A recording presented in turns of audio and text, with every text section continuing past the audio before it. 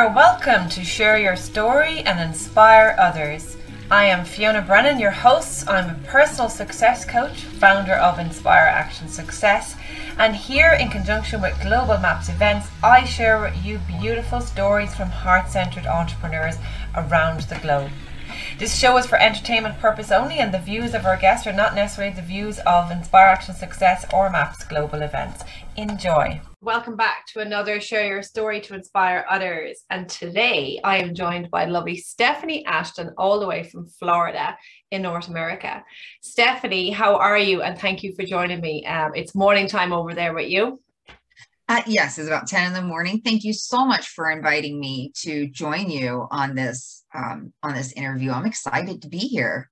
Excellent. Oh no, really, the excitement is mine because I know the work that you do and it's really amazing.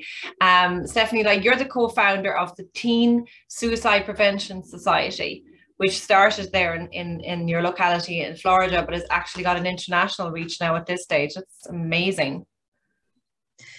We started, we were founded in, I believe we got official September of 2019.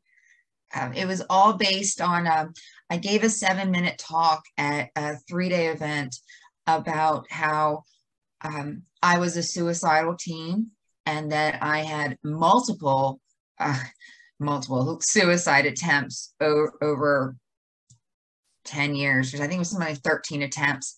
And that even as an adult and after going through like 15 years of therapy, I still get suicidal thoughts. I've learned that they're not the end of the world. They're thoughts. That doesn't mean I have to take action on them, and that it's important to talk about and to let my loved ones know what's going on with me.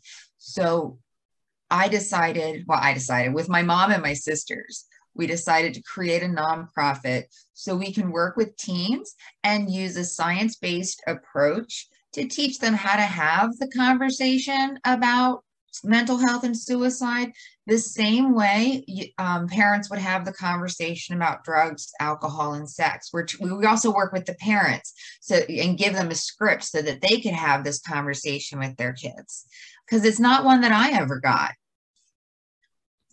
Absolutely. Yeah. Nobody knows what to say apart from the obvious, why or what's wrong or, Well, believe it or not, one of the first signs that somebody is suicidal is a suicide attempt. So we need to be having this talk before we think it's needed. The same way you would have the talk about sex with your kids before you think they're out having sex. It's call it it starts with something preemptive. I forget the word. Well, I was like, yeah, preventative. Yes, preventative measure. That's it. I just couldn't get the word out. Yeah. Oh, that sounds really fantastic. That's such a brilliant initiative. So I'm dying to hear more about that. But before we kind of get into the juiciness of what all that's about, and that brilliant work you're doing, take us back a little bit to your own story. Go back to maybe the earlier years as a child, even before, your first experience of suicide. Go back before that. What was your childhood like? Paint us a little bit of a picture.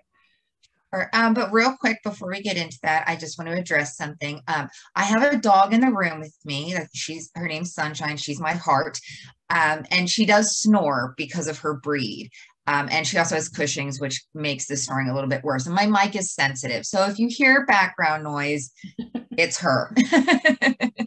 Brilliant. Okay, thank you. To be honest, my memory of my childhood is spotty. I'm a child of a broken home. My parents divorced. I believe I was 3 going on 4 when the divorce happened, and both got remarried actually within a month of each other. Wow. And so I grew up, and all 4 were abusive in their own way. And I say that with my mom, I say that gently because I know that for her, she was in an abusive marriage. And so that was kind of taking her brain space, and therefore she was not able to be there for me emotionally. And that's where I say, you know, my mom was abusive, is just that she was unavailable. And so in that way. Yeah. The other ones, it was physical, verbal, and sexual. So due to trauma, my memory is spotty. And I struggled. I felt like I didn't have anybody who I could talk to, even though I have two sisters, one older and one younger. I felt very alone in my thoughts, and ashamed of wanting to kill myself. And it wasn't, it was, I'm in so much pain emotionally that I can't take this anymore. I need something to give up so I can catch my breath. And it is also about, I can't take anymore. I would rather be dead. So suicidal thoughts kind of have layers. And for me now, I'm overwhelmed. I can't take any more of this current situation. For me currently, and my husband knows about this. My mom knows, my doctors know. I'm able to be open nowadays, but I have severe chronic intractable pain. And lately it's been really bad. And it takes a lot for me to cry from pain. And I've been crying. And I've told my husband, I was like, you know what? I can't take this. I would much rather be dead than continue to live in pain like this for another 20 years. I've had chronic pain for over 20 years. And it's not because I actively am going to commit suicide. At this point, I just stick a fork in me. I am done. But verbalizing it, just saying that out loud takes a burden off of me, because it's no longer a secret. It's no longer guilt and shame about having unnatural thoughts. Because I remember the whole time, I started therapy when I was 14, and then in and out, and then again started like at 25, and in my mid 30s is when I stopped seeing my therapist. But I was doing all the right things. I was going to therapy, going to see the psychiatrist, and I still had suicidal thoughts. And I was like, something in me is broken. I'm taking my medication. I'm going to therapy. Why am I still having these thoughts? And I felt like I couldn't talk about them. And I didn't. And in my family, if we weren't talking about it, that must mean things are okay. Mm. My parents didn't know that I was still a hot mess inside. And it was, for me personally, I got into drugs and alcohol as an early adult, like 19, 20, as a way to try to suppress my emotions and my memories. Because at that point, I honestly didn't remember the sexual abuse. It had been shoved down so far. But as I got into my late teens, early 20s, the memories started to, like push towards the surface. And I was like, nope, not dealing with that. Keep them down. I'm not interested. Now I realize that drugs and alcohol are not the answer to dealing with my emotions. And that's what I was trying to do. I was trying to suppress trauma. And it was 2 months. Yeah, 2 months after I got sober that I started having the really bad flashbacks. And it was through my journey of healing from PTSD, I did have more suicide attempts. And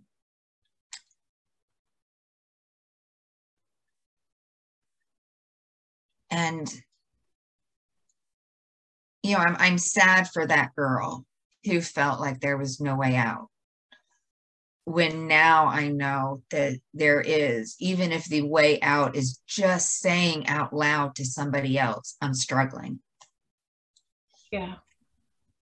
I think we're afraid to talk about this stuff. Like, I know, I'm not a parent, but I know from, my experience with my mom didn't want to talk to me about it at all. It was shameful and you keep it down.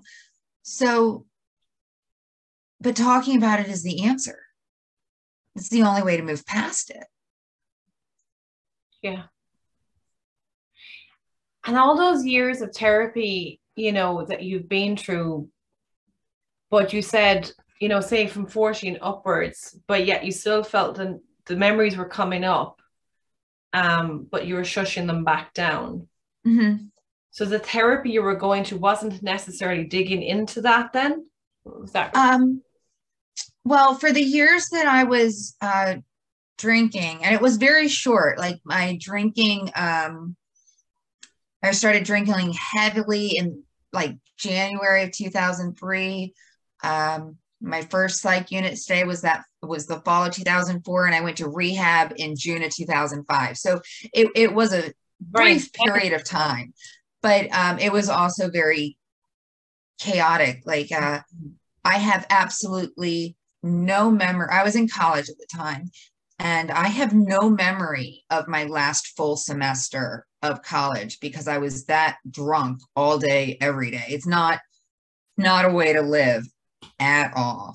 I only know one class that I took that semester without referring to my transcript, and that's only because I found a paper that I wrote for that class years later. I'm like, oh, I don't remember that class.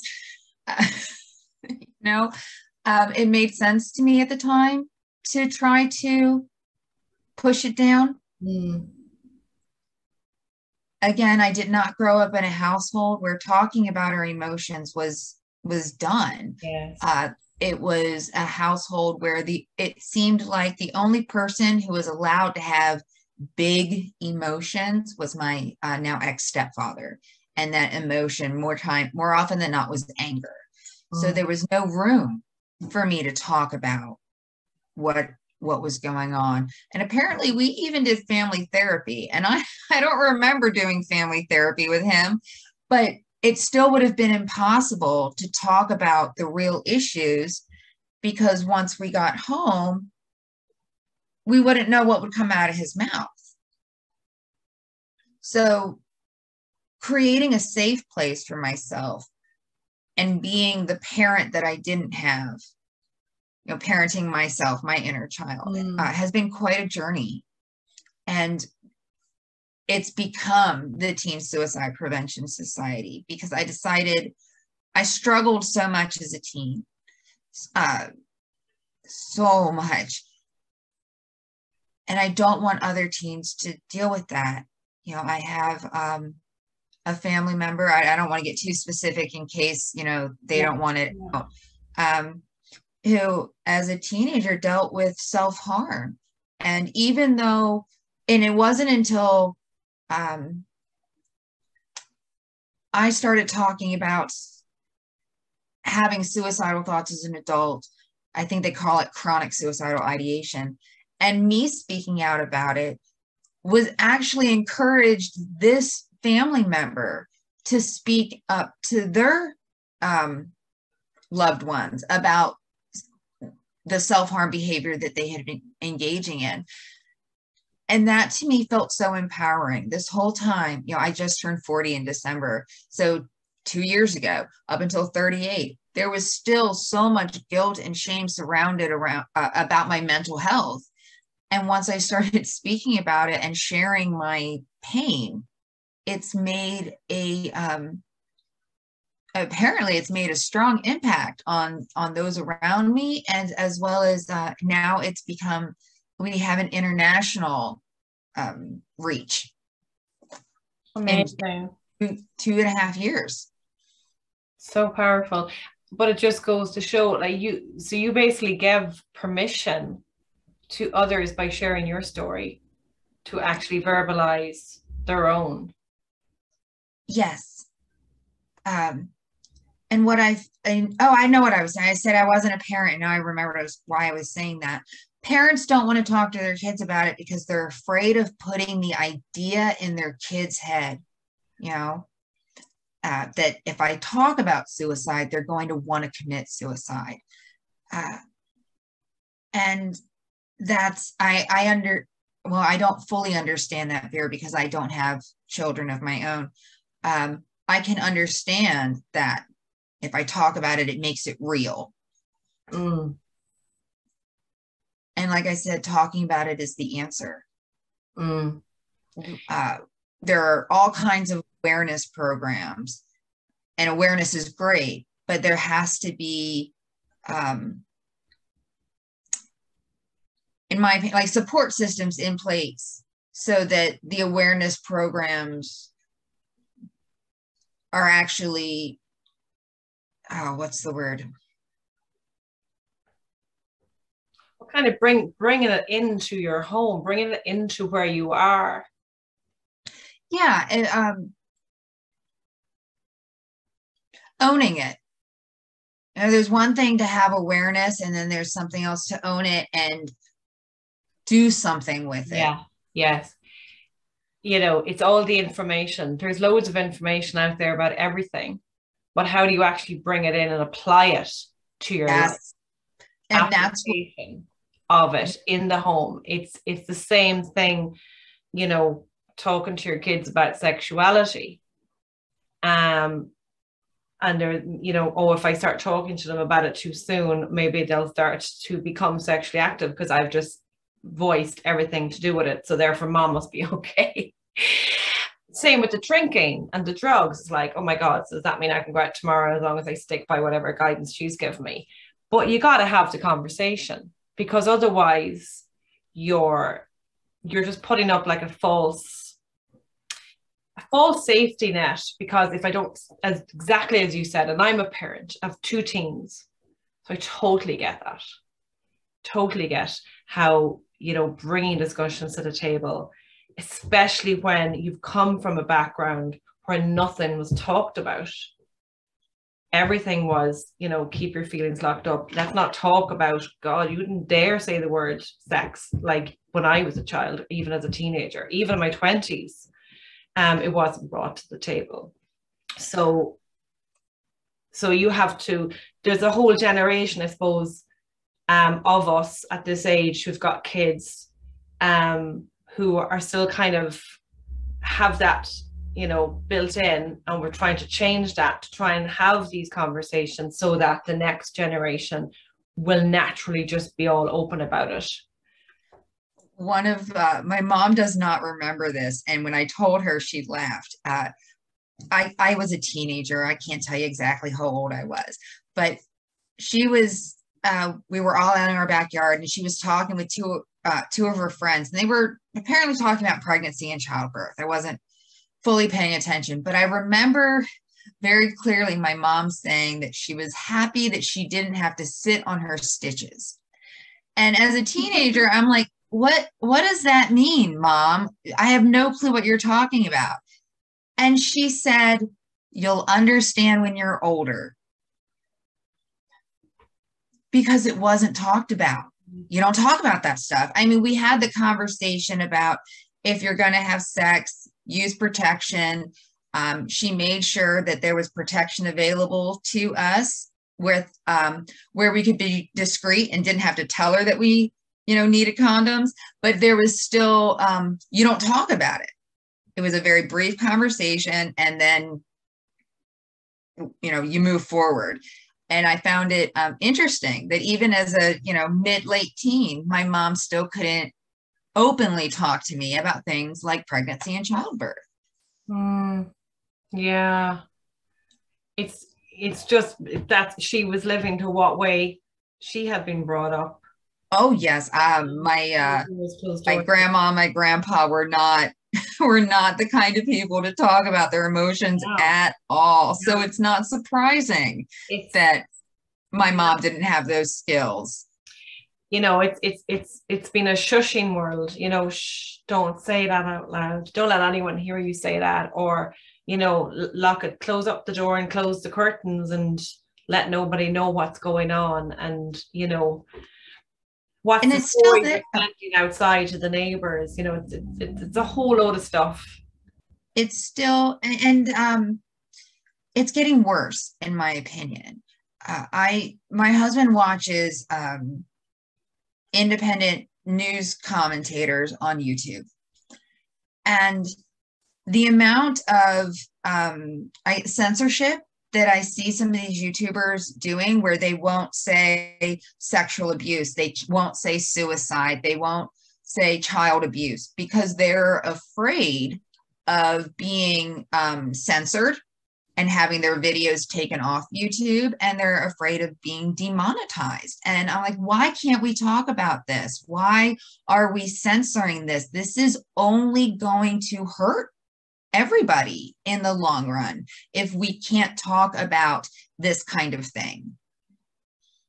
It scares me that we seem to be, even with all of these awareness programs out there, it's still, don't talk about it. We're going to censor it. Like, it's incredible where I see that even in news articles nowadays, they put stars instead of writing out sexual abuse or physical abuse or childhood abuse or pedophilia. They censor it all out. And I think that that is extremely damaging to communities and to people, because it's going to keep, people are going to keep it a secret, because again, you don't talk about it. Yeah. Yeah. And I'm learning that I can have a very loud voice and that it's true that sharing my pain and my struggles is allowing other people to talk about theirs. And so we're moving past this culture of don't talk about it. And it's been very freeing for me. Me being able to talk about it has allowed my husband to talk about it and his emotions. And he was raised by a Marine, so you know that he's not in touch with the more sensitive feelings. And watching him grow into that has been wonderful. I've actually seen him start to fully express his feelings because I started talking about mine. Yes, exactly. And as you know, as you go to work on yourself, it automatically impacts those around you. You know, it just ripples out as you become more emotionally vocal. So will others. You are, as you say, giving them permission to do so, which is a very powerful effect. It's very empowering. For it, every time I hear that that my story has had a positive impact, I feel more confident talking about it, because I do still have some guilt and fear talking about these things, and it's ingrained. But I'm working on getting out of that. You know, I find it amazing how resilient our brains can be when it comes to changing patterns of behavior. Yes. What is, out of the program that you have going in the teen suicide, and you do a fabulous free masterclass workshop. I know you're passionate about if you just talk about it, just allow the person to just vocalize. What other thing do you find the most powerful thing for people to either people who are on the receiving end of a loved one, you know, having suicidal thoughts, or the person themselves? What is one of the most powerful tools? Well, you know, you mentioned the free masterclass, and that to me is a very powerful tool. It's where we go through and learn how to bust your limiting beliefs in 60 minutes or less. And it's incredible how we use a little paper divided into columns, and we identify what our limiting beliefs are, what the emotions are that are attached to it, you know, changing it to an empowering belief, and finding evidence in our lives to support that empowering belief, and building. And the class gives you the tools to build new neural pathways so that you're actually letting go of the limiting belief and building the network to the empowering one. It's phenomenal. I've been to it several times. I still check in because it is helpful to, as much as I'm doing the exercises on my own, being able to check in with other people who are doing the same exercises has been invaluable to me to get their feedback.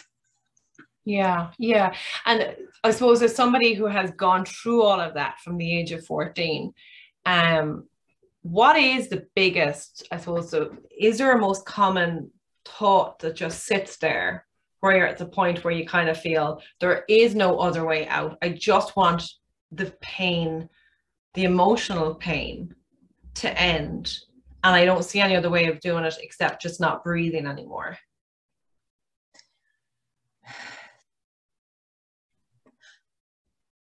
One of the hardest things I've ever done, and at the same time, one of the most empowering things I've ever done, was checking myself into a hospitalized psychiatric unit.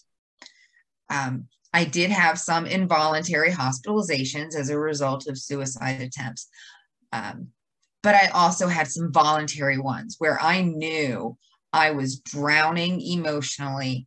I saw no way out, and I needed to get out of my current environment into one that was more supportive. Now, granted, unfortunately, statistics show that you're more likely to, your risk of, not more likely, your risk of completing suicide is higher after a stay on the psychiatric unit. And that's really unfortunate. I've had some bad stays on units, and they're not like the one down here. The doctor was wonderful, but there are no windows. It's entirely indoors. And so it's drab and depressing, but it was still helpful because I was there in 2016 when I last saw the doctor there. I still found it to be a helpful environment. Because it got me out of the current stress and into a situation where I could focus solely on my mental health. I didn't have to worry about the rest of life's responsibilities. Yeah, yeah. It's written in one of my favorite stories. My very first stay on the psych unit, I was a hot mess. I had a complete mental breakdown the week before, and it was the week of midterms in college. I was trying to quit drinking on my own, and I ended up on the psych unit. And at first it was, I can't believe I'm here. This is so shameful. I will never be able to talk about this. This is going to be, a quiet footnote in my story. Well, one day the nurses left the supply closet unlocked.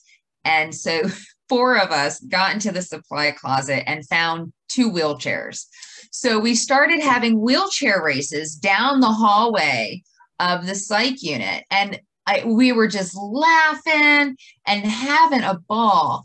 And the nurses let us get away with it for a little bit, like 5-10 minutes. And then they were like, okay, we got to put it away. You're acting out.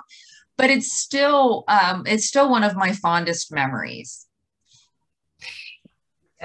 Yeah. Because you had that, that change of emotion to that, fun, to that just lightness of life, that's lighten it all up a bit. It's so heavy. It's like, as you would describe some of the rooms with no windows. I mean, I'm even just thinking here, God, is that what they're actually like? Well, some of them, maybe not all of them, but that's, the good news is that someone here in Sarasota recently gave a big donation to the psych unit at the hospital. And so they are going to be building a new building with windows and the ability for patients to go outside. Because yeah, it seems so minor, but it's actually huge. It being able to go outside and get that fresh air, being able to see the sun come through the windows, it really does make a difference in at least for me, it makes a difference in my emotional state. I mean, apart from anything else, you need the vitamin D from the sun. You need to see nature. You need to connect with Earth.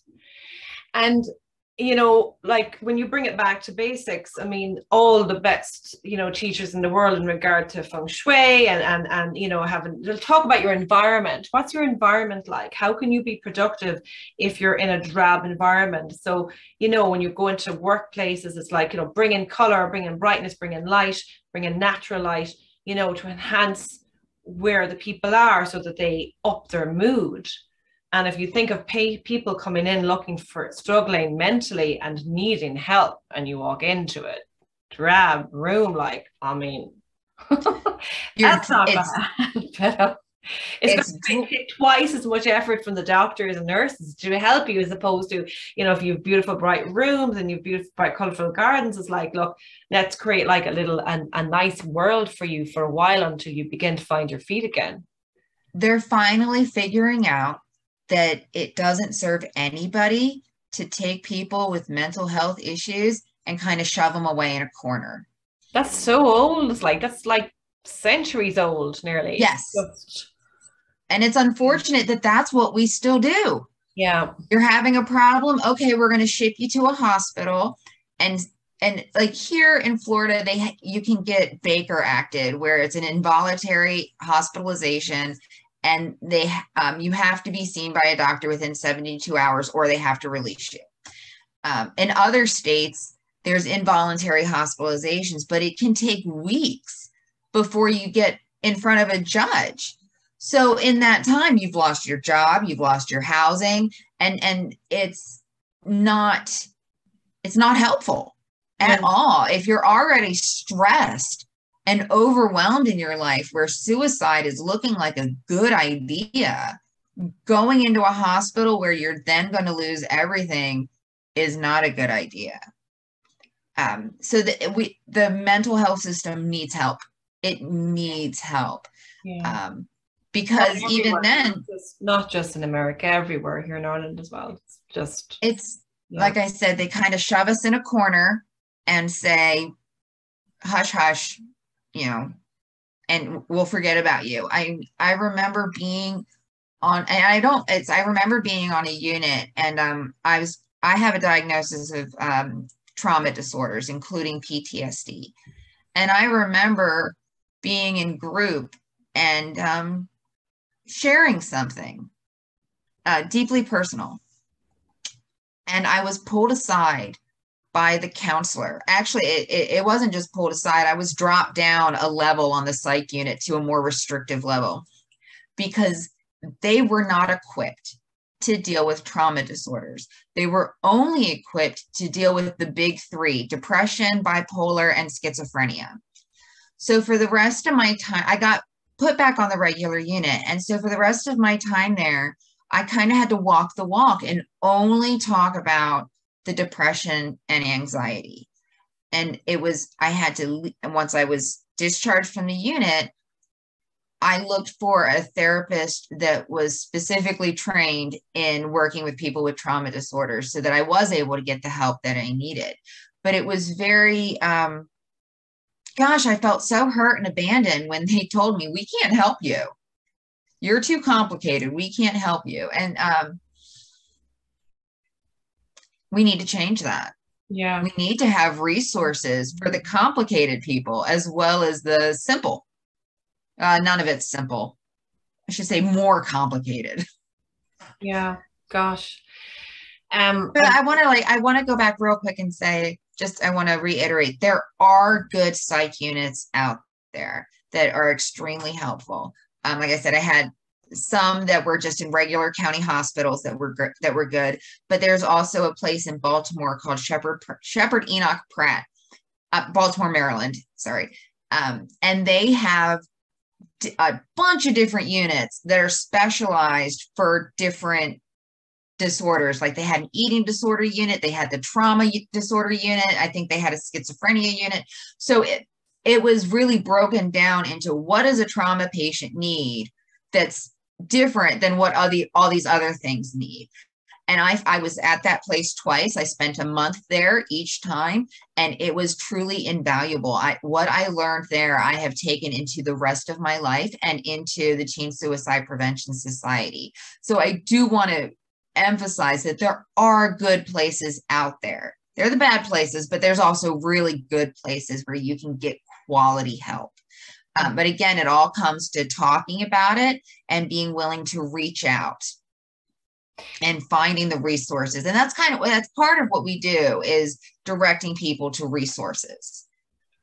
What do you feel, Stephanie, at this point in the work that you do and just in you yourself, in your purpose in life, having gone through those few decades of, feeling that it's just not good to be here on this planet and wanting to leave, yet you're still here. Have you looked at that in a way as to how that relates to you and the importance and value of you? Well, I've learned that I'm a very persistent, stubborn, and resilient person.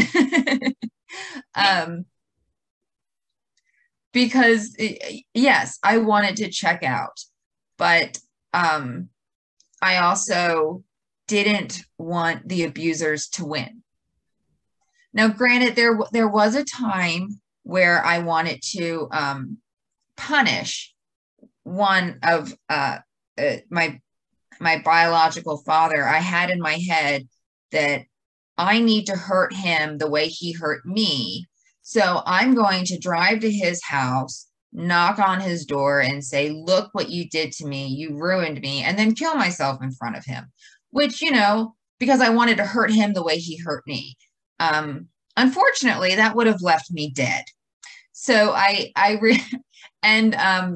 wasn't willing to make a 5-hour car drive to go do this, but the thought was there. Yeah. And now I realized that I don't want him to win, and I don't want his wife to win. And so sometimes it does feel like I'm kind of clawing my way through life. But it's better to live the best that I can than to stay attached to the label of victim. Fabulous. And I said, it's not always easy. It was just a few days ago that I was telling my husband, I'm in so much pain, I can't do this anymore. Just lying in bed, covered in heating pads and crying.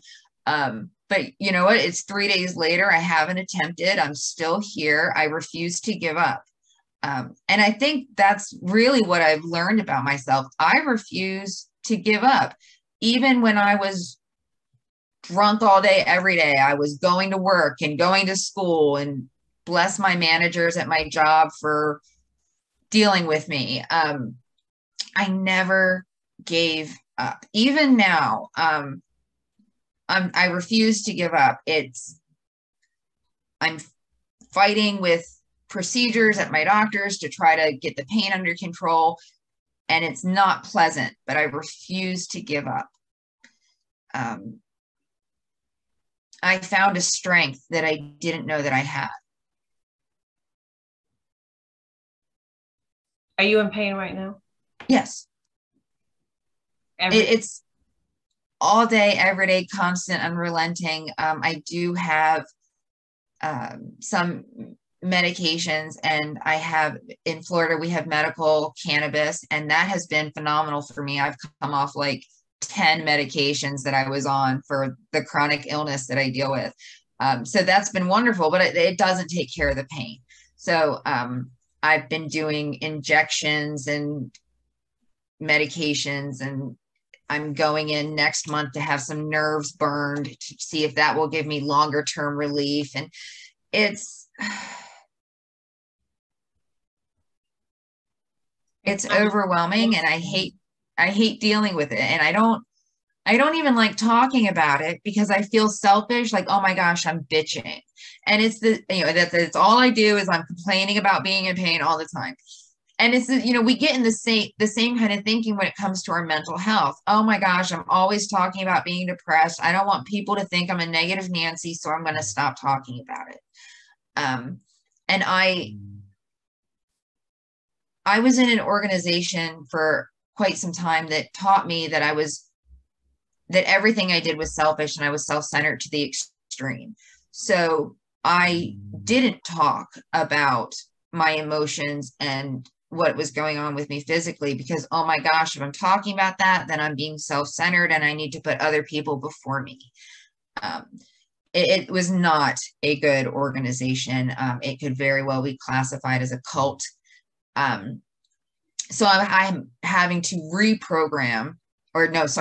deprogram from that kind of thinking and be willing to talk about, I'm much better at talking about the mental health stuff, but being okay talking about what I'm going through physically without being afraid that, oh my gosh, I'm doing nothing but bitching. So I do a good job at saying I'm okay and keeping a smile on my face and laughing despite what I'm feeling physically. Mm-hmm. Does your pain have a name?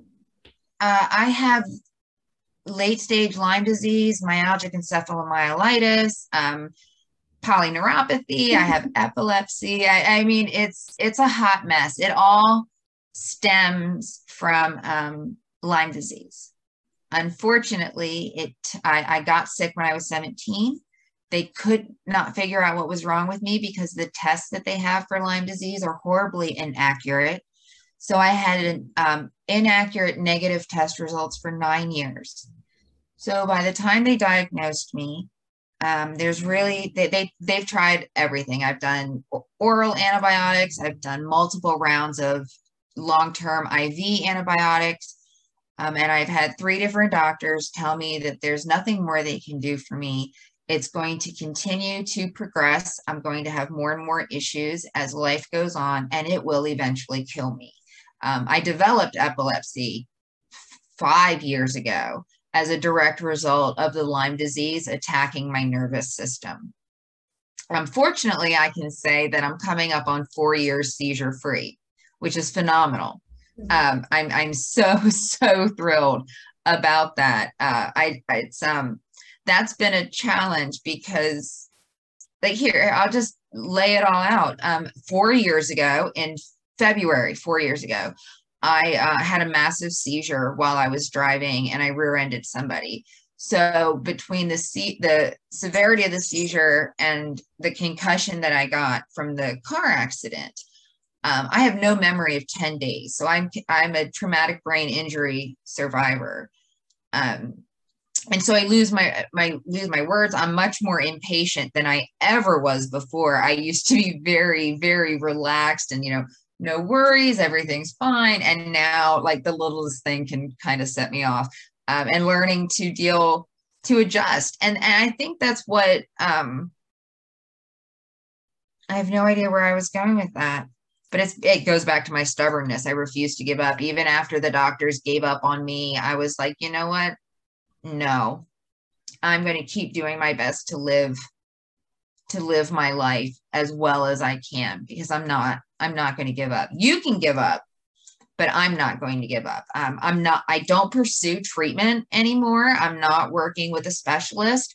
I just manage my symptoms because the treatment wasn't working. And I was tired of dealing with that feeling of abandonment when a doctor says, I can't help you. I don't know what to do with you. Yes. Yes.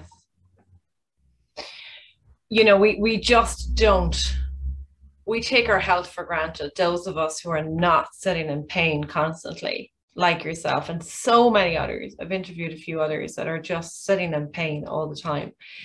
And most of us do not appreciate the good health that we have. It's only when we get sick that we realize how abundantly fantastic we were. And it just really emphasizes to anyone who's listening to this, who's not in pain, say thank you every single day that you wake up and you're pain-free. And when you go to bed at night, to be so grateful for nothing else. Your health is your wealth. It is everything. Because when you're healthy, you can absolutely do anything you want. but also listen to you, Stephanie. Even if you're not pain-free, you can absolutely still keep going and do amazing stuff that you are doing.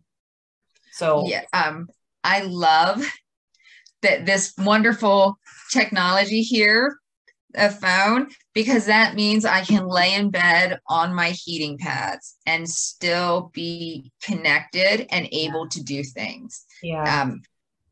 Technology is wonderful. It's made things a lot easier to be able to do. Stephanie, I am so grateful that you are here talking to us today, for sharing your very personal story and taking the time to sit with me and chat. Thank you. Thank you so much for inviting me to come on. I feel like I kind of rambled and didn't stay on topic, but I had a wonderful time chatting with you. Just as a final wrap, before we get into sharing, your contact details, for anyone who's listening that either just is not feeling great in their mind, or knows of somebody in a close family, loved one or whatever, not feeling great, what is one message that you'd love to share?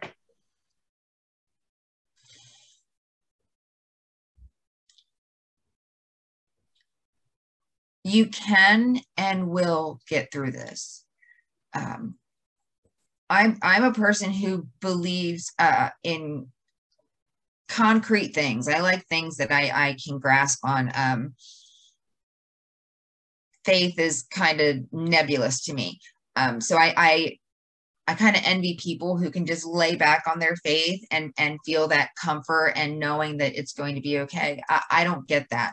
What I do find comfort in is the saying, "This too shall pass," because it's a fact. It is an absolute fact that I can look at, because change is the only constant in our world. So whatever I'm going through, what good, bad, or indifferent, it will pass. And if I hold on, sometimes, white knuckling it, I'll get through it.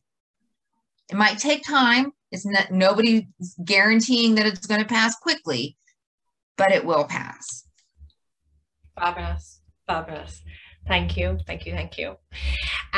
If anybody wants to get in touch with you, or indeed to attend your absolutely amazing workshop, what is the best way to reach out to you? To reach out.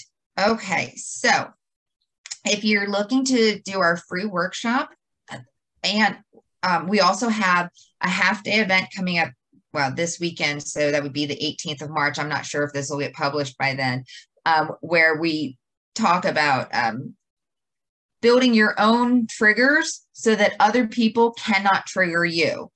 And we have a 3-day event coming up in April where you rewrite your story and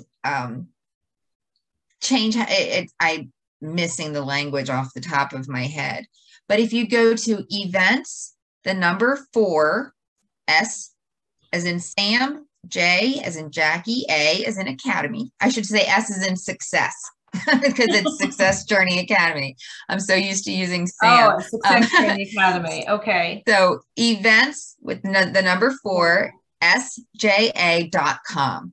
And there you'll find a link to sign up for a free masterclass. It's every Wednesday at 3:30 p.m. Eastern Time. And there's the link for the half-day event as well as the 3-day event.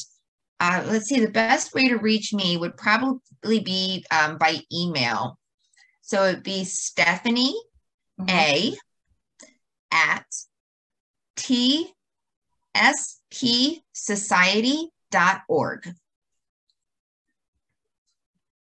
TSP. P for pipe. P is for prevention. Prevention. Teen Society Prevention. TSP. Society. Yeah. .com. .org. .org. Yeah. So Stephanie A at tspsociety.org.